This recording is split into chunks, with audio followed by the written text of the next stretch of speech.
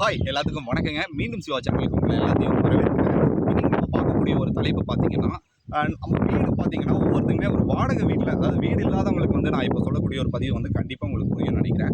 ஒரு சின்ன குழந்தையிலேருந்து அவங்க வந்து கடைசியில் அவங்க வந்து அவங்களோட வாழ்க்கையில் வந்து 60-70 வயது காலங்கள் முடிஞ்சு அவங்க வாழ்க்கையில் வந்து சாக போகிற வரைக்கும் பார்த்தீங்கன்னா, தன்னுடைய வீடு வந்து கட்ட முடியாமல் சொந்த வீடு வாடகை வீட்டிலேயே வாழக்கூடியவங்களுக்கு மட்டும்தான் இந்த பதிவு வந்து புரியுங்க.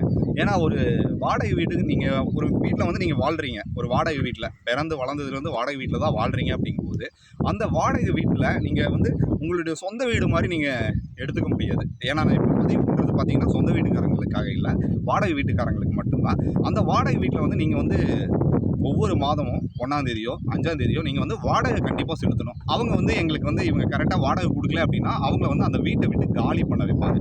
அங்கிருந்து தன்னுடைய மூட்டை முடிச்சு, அதாவது சாமான் சட்டெல்லாம் எடுத்துகிட்டு போய் இன்னொரு வீட்டில் வந்து நம்ம வந்து குடிபெயர்ந்தோம்.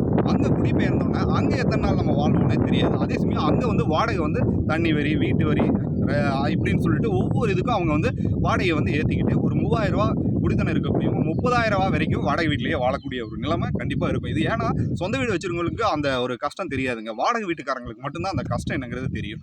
நீங்கள் வந்து நான் இப்போ வந்து சொந்த வீடு வாங்குங்க பண்ணுங்கன்னு நான் சொல்ல வரல. எதுக்குன்னு சொல்ல வரேன்னா, ஒரு சிறுக சிறுக சேமித்து நீங்கள் வந்து ஒரு சொந்த வீடை வந்து கட்டினீங்கன்னா உங்கள் வாழ்க்கை வந்து மேம்படும் அப்படிங்கிறத பற்றி நான் இப்போ வந்து பேச விரும்பினேன்.